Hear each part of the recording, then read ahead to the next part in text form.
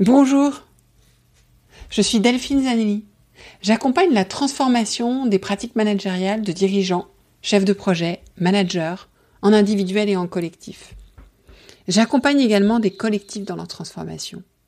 Et je vous accompagne ici dans la transformation de vos pratiques. Bienvenue dans le podcast L'entreprise de demain, un podcast que j'ai créé il y a 4 ans pour comprendre comment conjuguer impact et performance. Bienvenue tout particulièrement dans le podcast Minute du lundi, un format court pour vous donner des pistes d'action, vous inspirer et vous donner de l'énergie pour la semaine. Alors, bienvenue encore plus particulièrement dans cette 10e semaine des hacks pour accélérer la transformation de vos pratiques managériales. Donc ce format de podcast Minute existe d'ailleurs depuis 1 an, donc je peux lui souhaiter bon anniversaire. Ça fait 1 an que j'ai ajouté ce format aux interviews classiques du jeudi. Et depuis 10 semaines, on a ouvert une série qui est la série des hacks pour transformer vos pratiques managériales. En tout cas, accélérer la transformation et de vos pratiques en général. Aujourd'hui, nous sommes sur le 10e hack. Comme je vous dis souvent, il est conseillé d'écouter les hacks précédents si vous arrivez aujourd'hui, parce que c'est toujours intéressant, c'est une histoire qu'on raconte, c'est une suite logique. La deuxième chose que je voulais vous dire avant de démarrer, c'est que parfois vous aimez prendre des notes quand vous écoutez ces hacks, puisque je vous donne des éléments d'action, des choses à faire, et que vous êtes en mobilité souvent. Donc je retranscris ces notes dans la newsletter du podcast, et vous pouvez vous inscrire dans les notes de l'épisode. Et d'ailleurs, j'enverrai la synthèse de ces hacks fin décembre à l'ensemble des abonnés à la newsletter. Donc comme ça, si vous avez loupé les précédents, c'est parfait. Donc inscrivez-vous vite pour les avoir.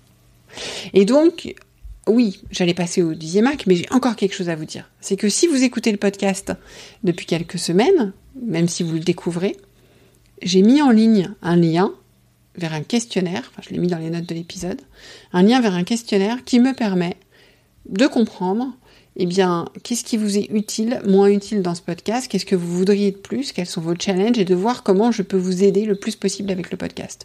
Pourquoi je fais ça ? Je fais ça 1 fois par an pour essayer toujours d'optimiser, de faire évoluer le podcast et que ça vous apporte encore plus.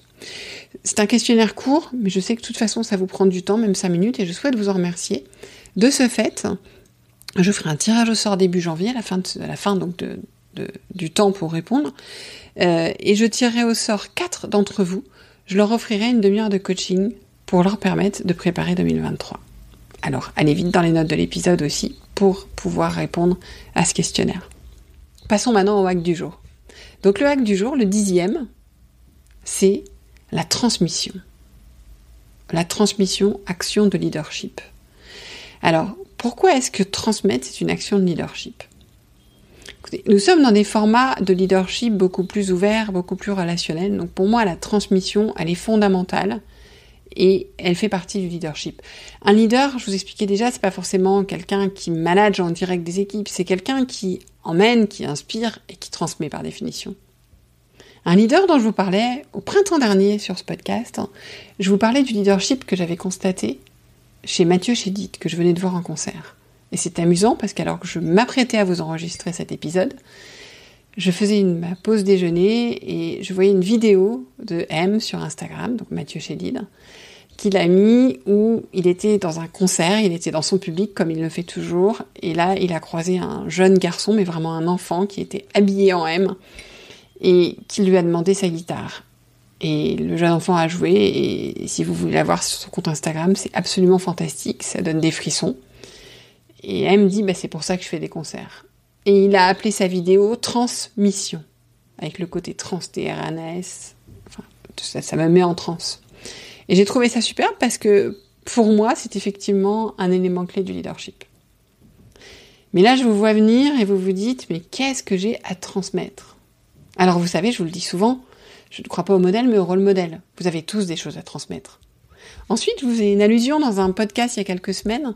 Ray Dalio disait, si vous ne vous retournez pas 1 an en arrière, si quand vous vous retournez 1 an en arrière, vous ne vous dites pas que vous étiez stupide il y a 1 an, c'est que vous n'avez rien appris. Donc je suis sûre qu'il y a plein de domaines où vous vous dites que vous étiez stupide il y a 1 an. Je vous rassure, c'est mon cas. Donc vous avez appris des choses cette année, puis vous avez appris des choses les années d'avant. Donc déjà, listez ce que vous avez appris. C'est la première chose à faire. La deuxième, à partir de là, je vais vous donner 3 choses à faire. La deuxième, à partir de là, c'est lister ce que vous vous engagez à transmettre l'an prochain. de ce que vous avez appris. Il ne s'agit pas de transmettre des choses que vous connaissez à peine. Il s'agit de transmettre des choses que vous avez appris. Et la troisième, demandez-vous comment je peux transmettre. Ça peut être à vos équipes, ça peut être à l'extérieur, ça peut être à des jeunes, ça peut être à des associations. Donc ça peut prendre des formats comme le mentoring, on est vraiment dans ce cadre-là. Ça peut prendre aussi des formats comme les cercles d'entraide, je vous en parlais dans un podcast précédent, c'est pour ça que je vous conseille de les écouter, d'écouter les DIAC. Ça peut être aussi des interventions dans les écoles, ou intervenir dans les associations, ou de l'aide, je sais pas, il y a plein d'occasions de faire ça, et je pense que c'est extrêmement important. Ensuite, vous verrez, oui, vous allez me dire, ça prend du temps, comme tout, mais on est récompensé au centuple.